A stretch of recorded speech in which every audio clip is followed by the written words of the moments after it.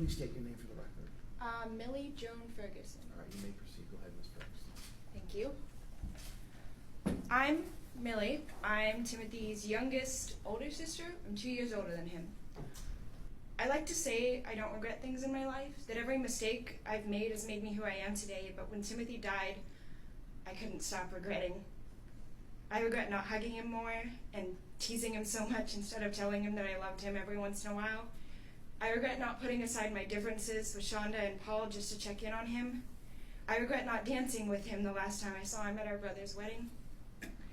These are the things that I can't remedy now. There's no fixing what's been done.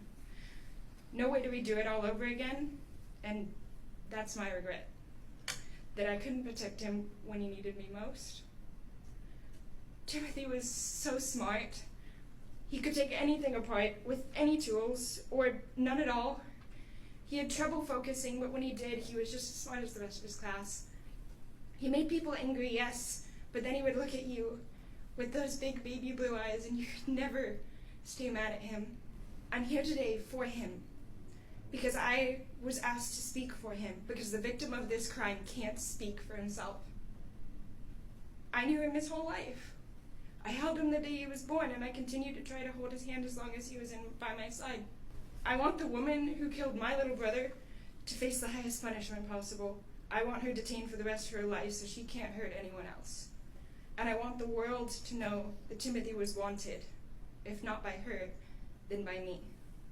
He was loved by me. Thank you. All right. Good afternoon. Just please state your name for the record. I go by Nolan. My full name is Eric Nolan Ferguson, Jr. All right, go ahead, Mr. Ferguson.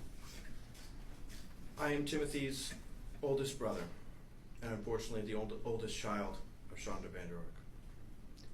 I live with my wife 900 miles from here, and in July of 2022 I was working 60-hour work weeks trying to build a career when I received a phone call that I never thought I would get. My baby brother Timothy was gone.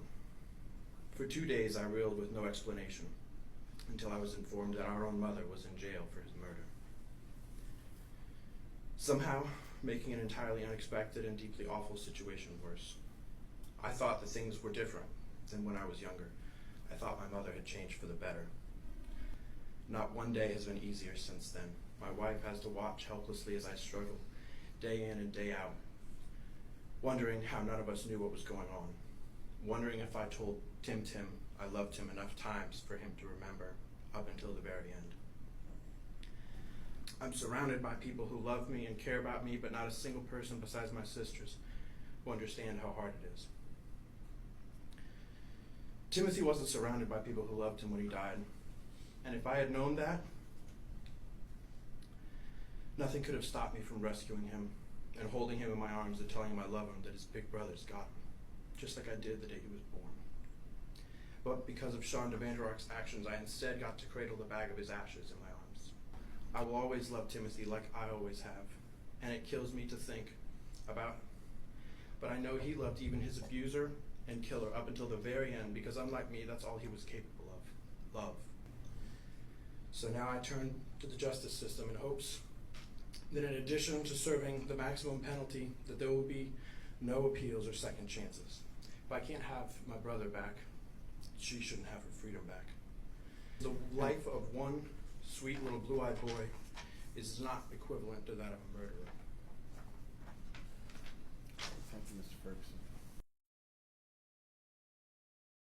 Well, first and foremost, for the individuals here to speak on Timothy's behalf, I appreciate you being here. Mr.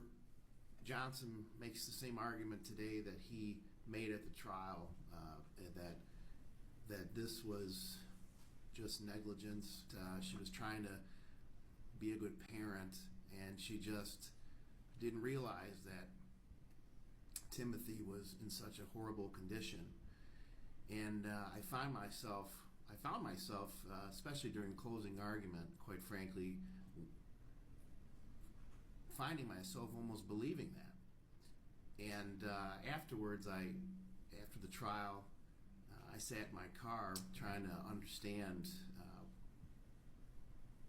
And what I realized is that I wanted to feel that way because I didn't want to accept the reality of the situation here. And the reality of the situation here is that this person, Miss Vaner Ark,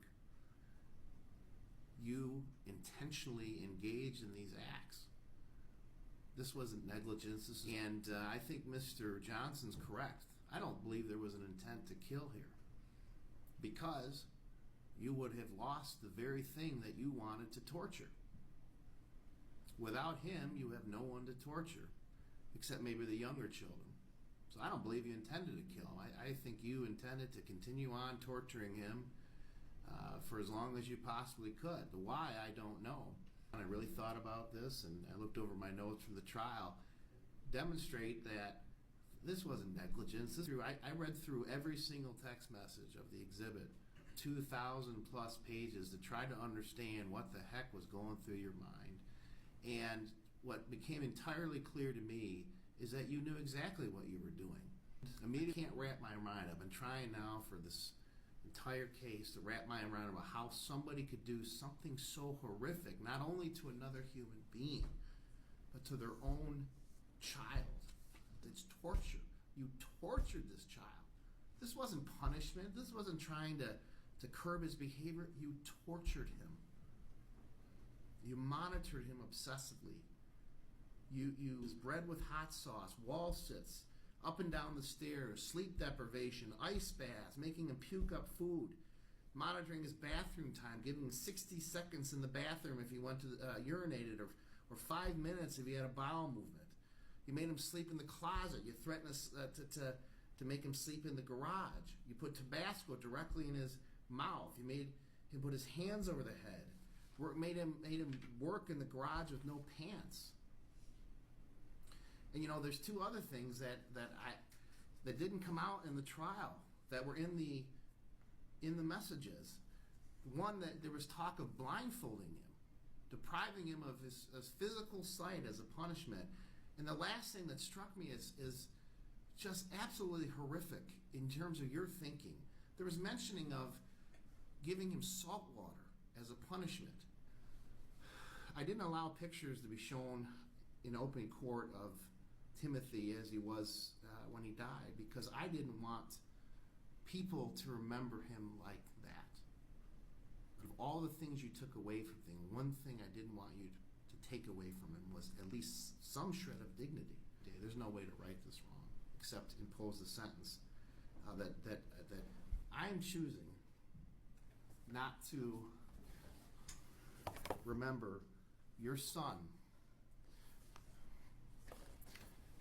dead, looking like a Holocaust victim, but I'm choosing to remember like that. And you can't even look at him. That's how he was. A beautiful child with a lot of life in his eyes. That's who your son was.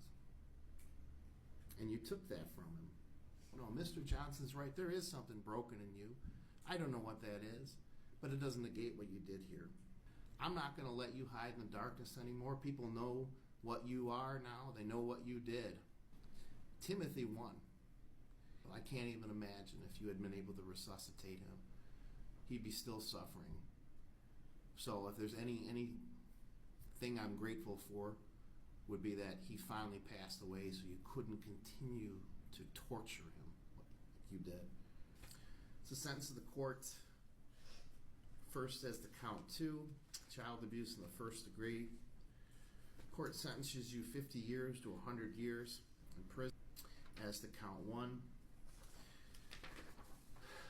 felony murder. It's a sentence of the court. You serve a term within the Michigan Department of Corrections for the rest of your natural life without parole. On appeal, request for this, if you are unable to afford an attorney, one will be appointed to a public expense. Request for assistance of a lawyer must be made within 40